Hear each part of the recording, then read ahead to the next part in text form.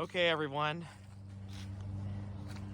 I'm about to show you all my new Airtemp air conditioner, which was installed at the very end of September of this year.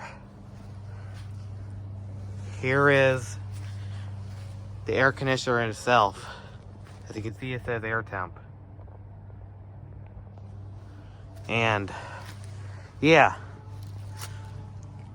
it's brand new, and it replaced my Luxaire high efficiency air conditioner installed in 1993. Actually, no, it was in 1992, because this house was made in 1992. The model number is VSA1BD4M1SN30K, and the serial number is VSG2106081191. Like you can see, it says Nortec. That's what Nornite is now.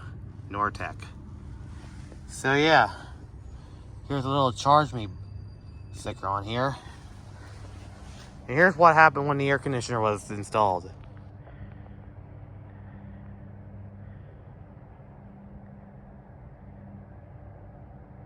When it starts to get no, I know, wait, I don't know what that is for, but let me tell you something. This was also installed when the air conditioner was put in. I'm not sure what that's for, I forget. But yeah, this is my Airtemp air conditioner that was installed this year, 2021. So yeah, that's it.